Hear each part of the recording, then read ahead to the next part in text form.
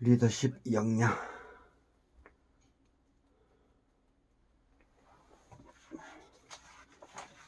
리더십 역량에 대해서 지원군. 먼저 리더십 역량을 지원군. 먼저 말씀드리기 전에,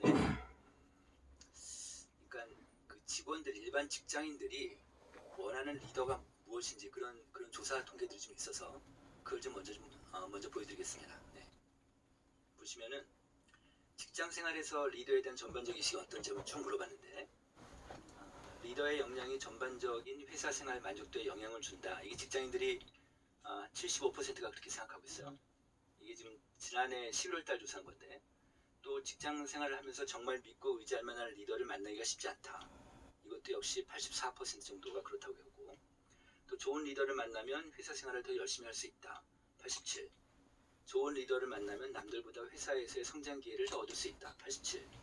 나보다 나이가 어리다 하더라도 역량을 갖추고 있다면 리더로 받아들일 수 있다. 77.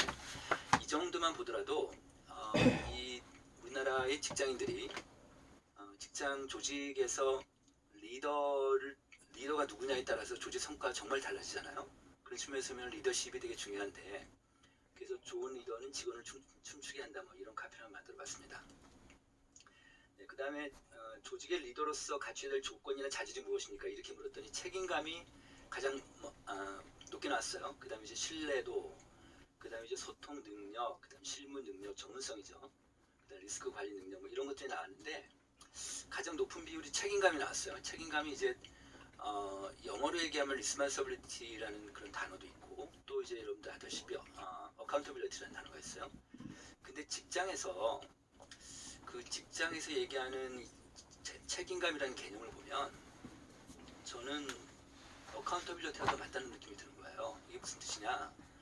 그러니까 내가 책임을 지는데, 내가 부하 직원한테 어떤 육성의 책임이 있다 그러면, 부하 직원이 회사에서 내가 리더로서 부하 직원이 잘 성장하고 잘 성장할 수 있도록 그러니까 내가 어떤 업무 매출이나 회사 성장에 대한 책임감뿐 아니라 이 사람에 대해서 사람이 성장할 수 있는 그런 모든 거를 다 내가 책임감을 갖는 거, 그래서 그 사람의 성장까지도 계속 피드백을 해주고 이런 것들까지도 포함된 책임감이 아닌가, 이런 생각 좀 해봤습니다. 네. 자, 그 다음에 좋은 리더라는 개념에서 보면 상하 간 소통 원활한 리더 42, 성장의 기회를 주는 리더 30, 인간적으로 대화하는 리더 24. 그 다음에 나쁜 리더와는 팀원의 성과나 실수를 회피하는 리더, 특히 이제 문제가 생겼을 때 나는 몰라 핑계대고 이런 리더가 진짜 아주 안 좋죠. 사실은 여러분들 뭐 이런 분들은 없겠지만 우리 주변에 이런 리더를 많이 봅니다. 또 권위주의적인 리더들, 이런 사람들, 이런 리더를 우리 팔로워들은, 직장인들은 가장 나쁜 리더로 보고 있어요. 그러니까 내가 어디에 속하는가. 그러니까 오늘 같이 이제 이번 리더십 스쿨에 들어오신 분들 한번 생각해 보십시오. 나는 어디에 속하는가 한번 생각해 보면 지금 시대가 완전히 바뀐 것 같아요. 이제는 상하 간 소통 원활한 리더, 이런 것들이 굉장히 중요해지는데, 특히 이제 20, 30대 젊은 층 같으면 우리가 보통 MZ세대라고 그러잖아요. MZ세대. 그럼 MZ세대 같은 경우는 기본적으로 디지털 네이티브예요. 그죠? 그러니까 태어날 때부터 스마트폰을 갖고 태어난 애들란 말이에요. 그러니까 이 친구들하고 한 50대, 60대 이 사장급, 임원급하고는 정말 세계가 다른 거죠. 세대 차이도 나고 정말 세계가 다른데, 근데 이 친구들은 20, 30대 젊은 층들 아마 이제 그 회사의 상당수의 하급 직원들이 다 20, 30대 층일 텐데, 이들은 기본적으로 스마트폰을 갖고 생활들을 하기 때문에 기본적으로 의사결정 모든 그 프로세스가 수평적인 사람들이에요. 그런데 이 50대, 60대 이런 우리 사장들은 수직적인 게 더 익숙한 사람들이라서 이게 안 맞는 거예요. 그래서 지금 이제 시대가 그 상하 간의 소통이 원활한 리더를 정말 원하고 있는 거예요. 이게 되면 조직의 성과가 좀 더 날 수 있겠고, 이제 그렇게 생각해 볼 수 있다는 거죠. 네. 그 다음에 직원들은 지장보다 덕장을 더 따른다, 이런 개념인데, 직장에서 함께 일하고 싶은 리더는 인품이 훌륭한 리더다. 뭐 이렇게 스마트한 리더보다는 오히려 인품, 성품, 앞에서 김경민 센터장도 얘기했지만 성품이 굉장히 중요한 시대가 됐다. 그 다음에 유능한 리더도 인품이 훌륭한 리더다. 이런 식의 그 의견들, 생각들을 직장인들이 갖고 있다는 거죠. 네. 그 다음에 코로나 이후에 조직의 리더로서 갖춰야 될 조건을 한번 보니까 리더는 무엇보다 커뮤니케이션 능력이 중요함을 알았다. 80에 예전보다는 코로나 이후에 소통하는 능력이 굉장히 중요하다는 거고요. 위기 상황이 발생했을 때야말로 진정한 리더십을 확인할 수 있다. 뭐 이런 얘기. 그다음에 회사 정책이 급변하는 상황에서 특히 이제 디지털 쪽으로 계속 지금 움직이고 있기 때문에 제가 오늘 혹시 오늘 오신 분들 중에 저희 리포트 받아보시는지 모르겠는데 오늘 저희 리포트에 어떤 게 나왔냐면 그 소비자보호원에서 조사한 게 있어요. 작년하고 올해하고 2년 사이에 그 19년하고 21년하고 그러니까 코로나 전후하고 우리나라 국민들의 소비 행태를 보니까 60대 이상의 고령층이요 디지털 소비가 거의 한 10배가 늘었어요. 그 정도로 이제 완전히 시대가 바뀌는데 그래서 이런 급변하는 상황에서 리더 역량을 제대로 알 수 있게 됐다. 이런 게 60% 정도 되고 리더에 대한 이미지와 기준이 바뀌게 됐다. 이것도 한 56% 정도 되고 있습니다. 그래서 오른쪽 보시면은 포스트 코로나 시대에서 리더의 역할이 예전보다 더욱 중요해질 것 같다. 69. 그러니까 지금은 모든 사회가 다 양극화되고 있는데 기업도 마찬가지로 기업도 아마 양극화가 점점 더 이 트렌드가 계속 가겠죠. 심화될 텐데 그리고 지금은 이제 결국은 그 하나의 팩터를 찾는다면 리더일 거예요. 네, 그죠? 그 리더십, 리더의 역량에 따라서 조직이 정말 뭐 크게 갈 수도 있고 안 갈 수도 있고 근데 시벤스 회원들은 거기가 중소기업들이기 때문에 만약에 그 회사 시스템적으로 움직이는 회사가 이렇게 많지 않아서 그 리더의 역할이 그만큼 더 중요할 수 있겠죠. 네. 이런 것들 좀 말씀드리고 싶었고 또 하나는 뭐냐면 요건 이제 그 개신교 관련해서 우리가 다 교회를 다니시니까 크리스찬들이니까 목회자하고 개신교인하고 비개신교인하고 언론인들하고 이렇게 4개 그룹을 갖고 개신교 교회가 코로나 관련해서 어떻게 응대했는지 뭐 이런 데이터예요. 이걸 제가 왜 갖고 왔냐면 그 파란색 글씨 한번 보십시오. 코로나19와 관련 이게 지금 올해 1월달에 조사한 건데요. 올해 코로나19와 관련해서 한국교회 지도자들의 발언이 적절했다. 이게 낮아요. 이게 평가가 특히 그 비개신교인들하고 기자들이 너무너무 낮은 거예요. 이러다 보니 특히 목회자들도 낮고 그러니까 뭐냐면 지도자의 발언 하나가 굉장히 그 영향을 많이 미친다는 거죠. 그러니까 한국교회 이미지가 지금 굉장히 떨어져 있는데 아시다시피 그런데 그 한국교회를 대표하고 있는 지도자 한 조직의 리더가 한마디 한마디에 따라서 정말 많이 그 직원들의 영향을 받기 때문에 이 말하는 게 굉장히 중요하다. 이런 것도 한번 말씀드리고 싶었습니다. 자, 이제부터 리더십에 대해서 좀 말씀드리겠습니다. 아마 다들 아시겠지만 다시 한번 정리한다는 차원에서 말씀을 좀 드리면 저는 그 리더십 역량 이번 강의가 이제 이번 주제가 리더십 역량인데 제가 몇 번 했어요. 그래서 저 혼자 스스로 한번 질문해봤어요. 리더십 역량 우리가 이거 왜 공부하지? 왜 리더십 역량을 왜 우리가 배워야 되지? 라고 생각하면 회사가 성장을 하고 회사가 성과를 내고 조직이 성과를 내고 회사 매출을 올리고 이익을 높이는 것뿐은 아닐 거라는 생각이 드는 거예요. 그러니까 무슨 얘기냐면 회사 외형적인 성장뿐 아니라 직원의 성장, 직원들의 행복한 직장 이런 거 있잖아요. 그러니까 직원들까지도 같이 함께 가는 회사를 만드는 능력 뭐 이런 게 리더십이다 이렇게 볼 수는 있지만 일단 여기 그 문장으로 정의된 걸 읽어보면 조직의 목적, 비전이나 사명을 달성하기 위해서 조직 구성원인 사람들 사이에 영향력을 주고받으면서 바람직한 결과를 산출해가는 일련의 과정이다. 이거 굉장히 민주적이죠? 그러니까 과거의 리더십 개념하고 좀 다른 것 같아요. 이게 뭐냐면 프로세스라는 거죠, 리더십이. 그러니까 과거처럼 수직 상하 간에 그냥 위에서 까라면 까는 식의 어떤 그런 리더십이 아니고 분명히 그 회사에서 직급관계가 있긴 하겠지만 조직 구성원 사이에 서로 영향력을 주고받고 소위 얘기해서 사장이 직원으로부터 영향력을 받고 이러면서 바람직한 결과를 산출해가는 일련의 과정이다. 이러려면 결국은 직원하고 사장과의 관계에 있어서 사장이 더 많은 양보를 해야 될 거 아니에요. 사장이 그 직원들의 말을 무조건 자르는 게 아니라 수용할 수 있는 거 수용하면서 가야 되니까 사장이 훨씬 더 많이 양보를 해야 될 거예요.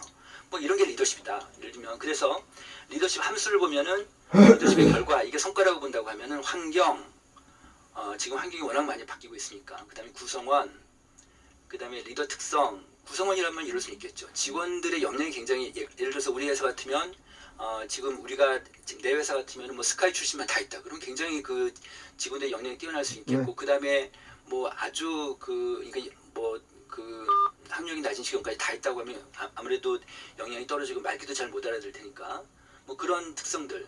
그다음에 리더의 특성, 리더가 굉장히 수평적인 리더십이냐, 아니면 또 아주 그 권위주의적인 리더십이냐, 이거에 따라 정말 다를 수 있게 이런 것들이 아주 복합적인 함수 관계로 얽혀 있다는 건데요. 이제 환경 문제를 한번 얘기해 보겠습니다. 환경은 이제 북한 시대라고 해서 벌레티러티 그래가지고 변화 속도가 빠르고 다양하게 전개된다. 그 다음에 uncertainty, 변수들이 많아 예측하기가 어렵다. 지금 특히 코로나 시대는 이제 너무 그 불확실성이 커지니까 제가 지난주에 그 세계보건기구 WHO의 한국 멤버인데 연대 보건학 교수 강의를 들었어요. 이분 얘기가 지금 이리 코로나 이렇게 가다 보면 한국이 지금 벌써 지금 며칠째 3,000명이 넘었잖아요. 10,000명에서 15,000명까지 올라갈 거라고 그래요. 그래서 지금 다시 이걸 스톱해야 되냐 말이야 계속 좀 고민하고 있을 텐데 그러면 내년도 내후년도도 이제 회복기라고 하지만 지금 저 개발국들 가난한 나라들은 지금 백신 맞은 비율이 5%도 안 되거든요.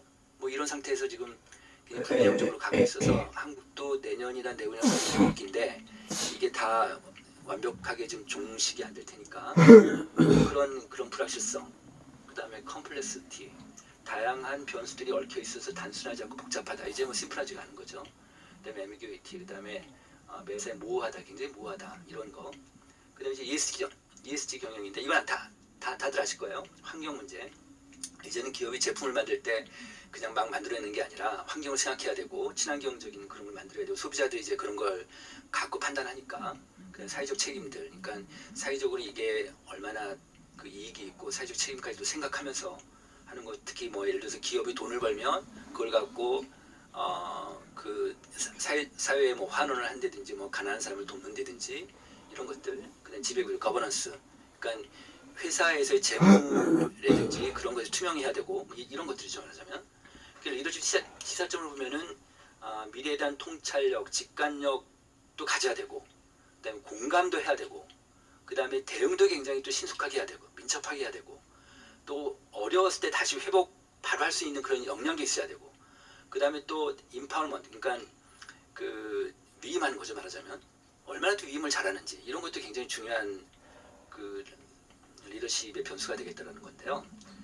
일단 사회 환경적인 걸 이제 보겠습니다. 아까 제가 설문조사 잠깐 얘기했는데 다시 한번 이제 직원 요즘 그 트렌드가 어떻게 바뀌는지. 왜냐하면 이제 사장님들이 다 아시겠지만 지금 우리 사회 트렌드가 어떻게 바뀌는지를 알아야 직원들을 이해하는 데 좀 더 도움이 되시겠다는 생각이 들어서 보시면 이제 나홀로 문화, 지금 우리나라에서 1인 가구가 좀 30%가 넘어가요. 1인 세대는 40%가 좀 넘어가고 있어요. 그러니까 남자나 여자는 이제 혼자 살아도 별 지장이 없는 시대다. 이게 지금 79%예요. 그 다음에 80. 세 번째 보십시오. 나는 내가 원하는 시간 장소에서 내가 원하는 메뉴를 눈치 보지 않고 선택하고 싶다. 이게 80%나 돼요. 이제 혼자 생활하는 게 되게 익숙한 거기 때문에 이제 저녁 때 전체 직원들이 모여서 회식하기가 좀 어려운 시대가 됐죠 사실은. 그러니까 여기서 만약에 또 하나 말씀드리고 싶은 거는, 만약에 제가 말을 바꿔서 나는 내가 원하는 시간과 장소에서 내가 원하는 예배를 눈치 보지 않고 선택하고 싶다. 이런 말 되죠. 그게 온라인 예배가 앞으로 에서 높아질 수밖에 없는 그런 이유도 됩니다. 네, 그 다음에 혼자 시간을 보낼 때 긍정적이다. 예전에는 고독하고 뭐 이런 건데 이제 혼자 시간을 보내는 것들이 긍정적이기 때문에 혼자 밥 먹고 이런 것들이 되게 좀 익숙해지고, 혼술, 특히 요즘 코로나 이후에 혼술률이 굉장히 늘었거든요. 이런 것들을 좀 볼 수 있겠습니다. 그 다음에 또 트렌드 뭐냐, 이건 사장님들이 좀 아셨으면 좋겠는데 그냥 보십시오.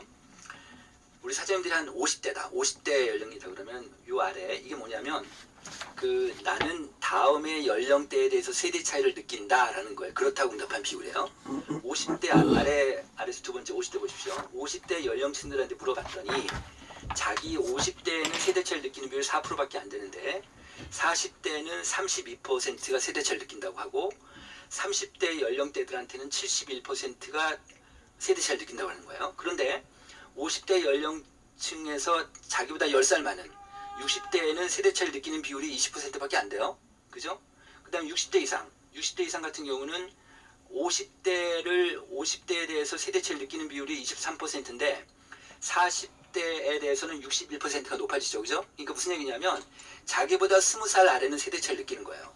그죠? 맞죠? 그 다음에 자기 윗세대는 별로 이렇게 세대차를 안 느끼는데, 자, 그러면 사장님 입장에서 볼게요. 사장님이 지금 50대 중반인 우리 시퀀스 회원이에요. 그러면 이분은 40대한테는 별로 세대차를 안 느끼지 않는데 20, 30대 젊은 사람들하고 젊은 직원들하고 세대차를 느끼시는 거예요. 그죠? 맞죠?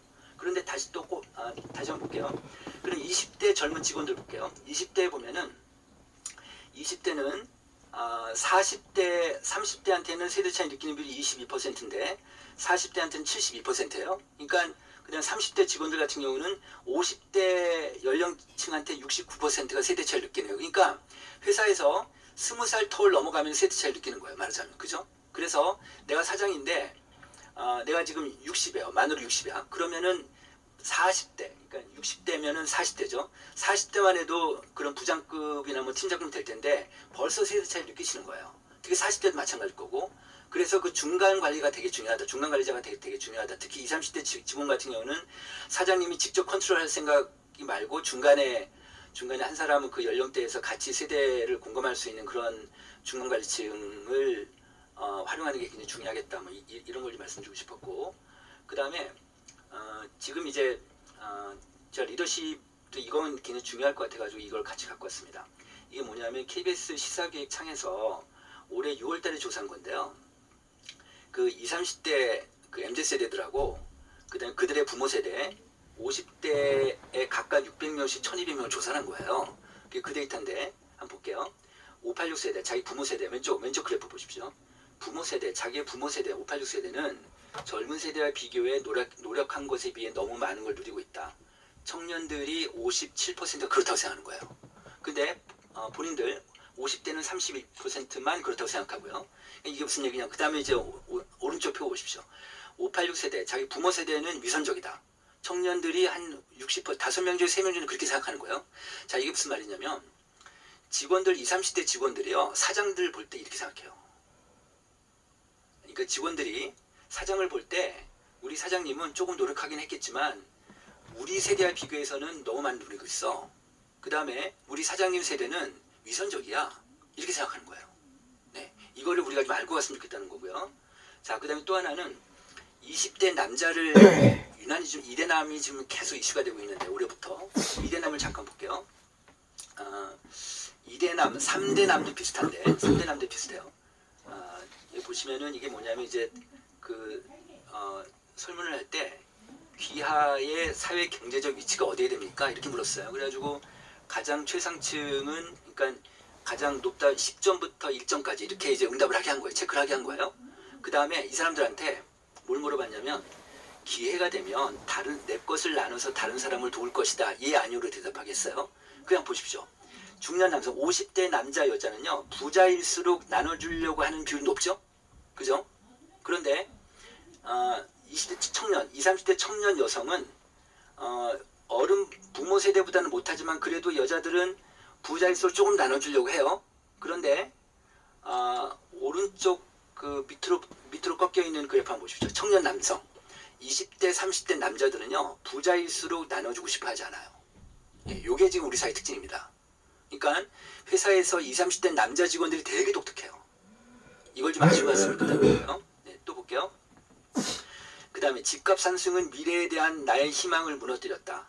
이게 청년들이 65%고 그 다음에 50대가 59, 그 다음에 암호화폐가 내 경제 문제를 해결할 수 있는 거의 유일한 길이다가 청년들이 35%예요. 그러니까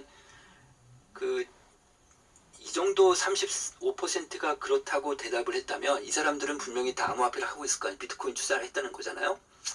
그러니까 우리 어른들은 참 이해가 안 갈 거예요. 그러니까 암호화폐 이 비트코인이 내 경제 문제를 해결할 수 있는 거의 유일한 길이다라고 생각하는 청년들이 우리 3명 중에 우리 사회에. 이게 되게 참 울컥하죠. 사실은 이런 이슈를 갖고 있다는 게. 또 오른쪽 보면 노력하면 상층으로 이동할 가능성이 있다. 그래서 이제 없다 비율이 청년들이 62%예요. 그러니까 이거 보면은 청년 세대는 오히려 공정 세대보다는 상실 세대에 가깝습니다. 그러니까 지금 20, 30대 청년들이 직장을 계속 옮기잖아요. 직장 계속 옮기 아마 많이들 경험하셨을 거예요. 청년들이 조금이라도 월급 더 주면은 옮기는 이유가 이런 요인이 있어요. 네. 돈을 너무 밝히니까 돈이 중요하니까. 왜냐면 여기서 내가 너무 그 상실 속에 있으니까. 그리고 우리 사회는 아무도 도와주지 않는 각자 도생 사회니까 각자 도생해야 된다. 예를 들어서 그 유엔에서요 매년마다 세계 가치관 조사를 전 세계 국가들 198개국들을 대상으로 조사를 하거든요. 그럼 이제 그 나라의 가치관을 조사하기 위해서 어떤 질문을 하나 하냐면 나는 내가 어려울 때 재정적으로 도움을 요청할 사람이 있다. 예 아니로 대답하게 해요. 그러면요 그 많은 나라 중에서 우리나라가 거의 꼴찌예요. 있다라는 비율이. 우리는 정말 각자 도생해야 돼요. 아무도 안 도와줘요. 그죠? 청년들이 그걸 너무 뼈저리게 느끼는 거예요. 너무. 내가 이 회사에서 나를 안 도와줘. 나는 그냥 직장 생활하면서 내 일만 할 뿐이 월급만 받는 거지. 내가 이 회사에 몸담고 내가 이 회사를 못 맞춰 일하겠다라는 아무런 미션이나 사명이나 비전이 없는 거죠. 그러니까 회사를 옮기는 거죠. 그죠? 네, 지금 우리 청년들이 이래요. 네. 네, 그리고 그 다음에 이제 좀 더 가겠습니다. 구성원에 대해서 이제 요 아래 거 볼게요. 그 아래 표를 보시면 이제 앞으로 그럼 이제 상황적으로 리더십을 이제 어떻게 해야 할 건가 뭐 이런 것들 잠깐 말씀드릴게요. 그 직원들이 여러 가지 유형이 있잖아요. 근데 한 직원 모든 내가 나의 리더십 스타일을 리더십 패턴을 모든 직원에게 똑같이 적용할 수가 없잖아요. 그런 뜻이에요. 예를 들면 일을 잘하는 직원이 있고 역량 있는 직원이 있고 일을 못하는 직원이 있잖아요. 그 다음에 또 일은 잘하는데 별로 일할 의지가 없어. 또 일은 못하는데 또 의지는 강해. 이런 사람들 있잖아요. 그래서 각각 사분변별로 이제 어떻게 우리가 지도할 건지 리더십을 발휘해야 할 건지에 대한 얘기예요. 보면 왼쪽에 위 보십시오. 그 오른쪽에 위를 보십시오. 그러니까 일할 수 있는 능력도 있고 그 다음에 하고자 하는 의지도 있으면 그때는 위임을 해야죠. 인파링을 해야죠. 그죠? 위임을 하고 그리고 스스로 할 수 있도록 잘 지원만 해주면 되겠죠. 이런 친구들은 잘 지원해주면 되겠죠. 그런데 할 의지도 있고 그 다음에 일할 수 있는 능력도 있어요. 그런데 사장님이 이래라 저래라 하면 이 친구는 의지가 꺾일 거 아니에요. 그죠? 그러니까 이걸 정말 잘 판단하셔야 되는데 근데 어렵죠 사실은. 그러니까 사장님의 그 패턴이 있기 때문에 리더십 패턴이 있기 때문에 위임하기가 되게 어려운데 그러니까 사람별로 이렇게 좀 이렇게 그룹별로 보고 그렇게 한번 생각을 해보셨으면 좋겠다는 거고 그 다음에 일은 잘하는데 의지가 없어. 일은 잘하는데 의지가 없어. 그러면은 이거 왼쪽입니다. 능력을 발휘할 여건을 마련해준다. 지원형 리더십. 대표적인 게 뭐냐면요. 능력이 없는데 하고자 하는 의지가 없잖아요. 이런 친구들한테는 가장 대표적인 예가 뭐냐면 다른 직원들을 가르치게 하면 돼요. 그럼 잘 가르칩니다. 네. 그러니까 어떤 학습이라든지 어떤 업무에 대해서 다른 직원들을 가르치라고 하면 신나게 가르칩니다. 왜냐하면 잘하니까 일을. 네. 그리고 아래에서 오른쪽 일할 수 있는 능력은 없어요. 근데 의지는 강해. 이런 친구들 참 골치 아프죠 사실은. 근데 의지는 강한데 일하는 역량은 떨어져요. 그럼 일을 스스로 하게 하되 적절한 코치와 지도를 한다. 그 춤추는 고래 그 두 번째 편 알보시고 다 아시죠? 알고시고 알려주고 고쳐주고 시켜보고 다시 고쳐주고 이렇게. 그러니까 알보시고 개념이죠. 이게 계속 일을 시키고 피드백 해주고 이런 식으로 해서 의지를 키우는 거죠 말하자면. 그 다음에 일할 능력도 없고 그 다음에 의지도 없고 이거 뭐 내보내야지 뭐 어떻게 하겠어요. 네. 하여튼 이런 친구들은 처음부터 끝까지 지시하고 관리하다 계속해서 좀 밀착적으로 관리할 수밖에 없는. 그래서 이렇게 그냥 일반적으로 그냥 하나의 패턴으로 리더십을 발휘하기보다는 각각 그룹별로 나눠서 한번 해보면 좋겠다라는 거고요. 이 시대에 요구되는 리더십 요인을 보면 앞날에 대한 비전 제시하고 그 다음에 목적의식과 의미를 불러일으킨다. 목적 지향적인 리더십. 네, 그 다음에 수시로 변하고 좌절감 주는 상황에서 열정, 활력을 불여넣기. 열정과 활력. 그 다음에 구성원들이 스스로 참여하고 역량을 발휘하도록 하기. 자율, 역량 발휘. 세대 간의 존중과 배려. 먼저 소통하기. 소통과 배려.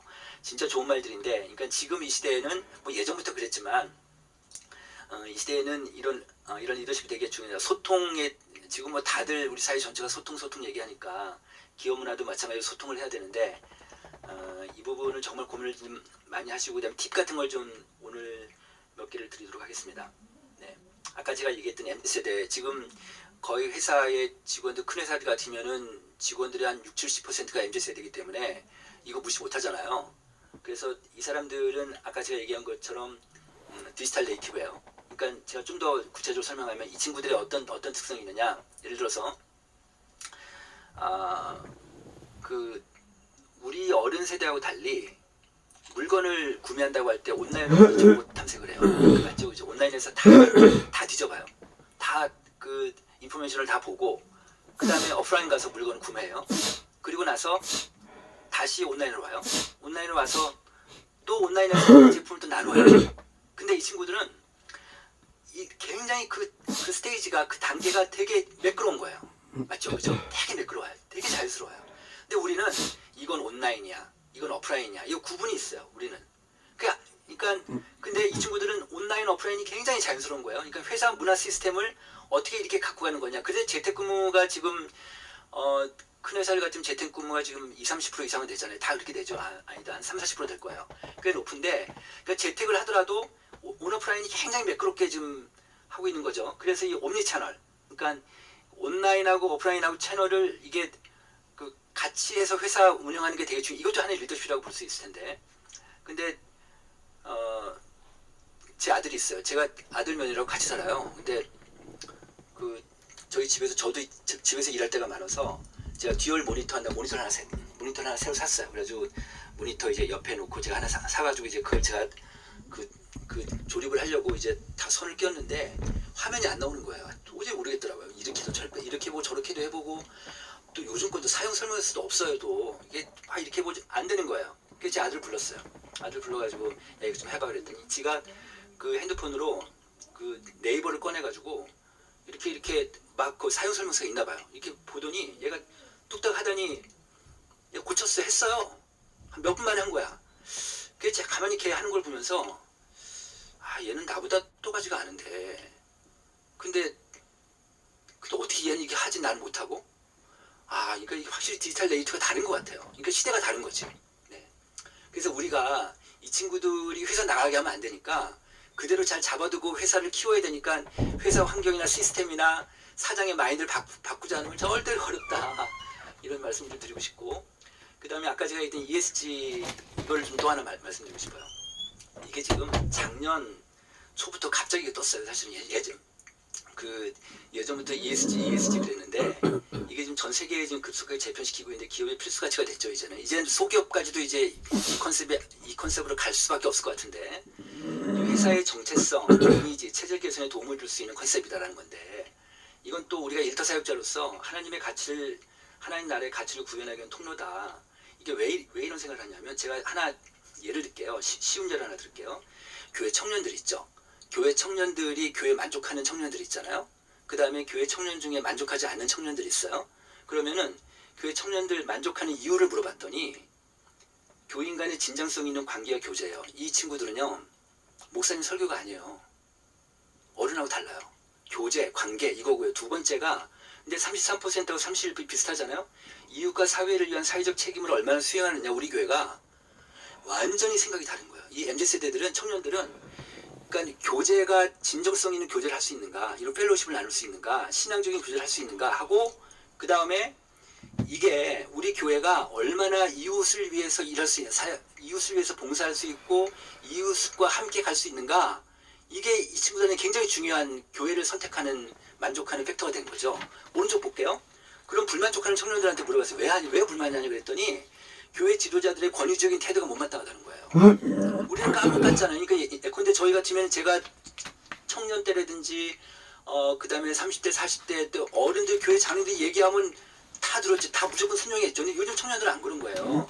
아니 왜 우리 의견을 반영을 안 해? 우리 의견을 왜 안 물어봐? 이렇게 되는 거죠. 왜냐하면 이 친구들은 아까 제가 얘기했듯이 디지털 네이티브니까 기본적으로 그 스마트폰 상에서는 다 수평적인 의사결정을 하기 때문에 그래서 이런 것들이 되게 중요해지는 시대가 된 거다. 이런 말씀을 좀 드리고 싶은 거죠. 네. 그래서 그다음에 제가 또 하나 또 말씀드리고 싶은 거는 제가 이제 3년에 한 번씩 기운실하고 한국교회 신뢰도 조사를 해요.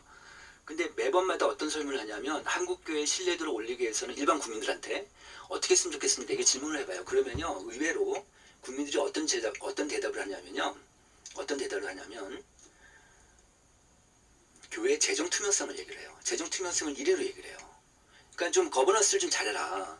그러니까 이제는 사장님이 혼자 모든 100% 주식을 다 갖고 있다 하더라도 내가 오너십을 100% 갖고 있다 하더라도 거버넌스가 투명해야 될 거예요. 이제 청년들이 그걸 원하니까. 네, 그런 것들이 하나의 리더십에서는 되게 중요한 속성이 될 것 같다. 이제부터 이제 리더십 역량에 대해서 좀 말씀드리겠습니다. 제가 이따 숙제 내드릴 겁니다. 이제부터는. 네.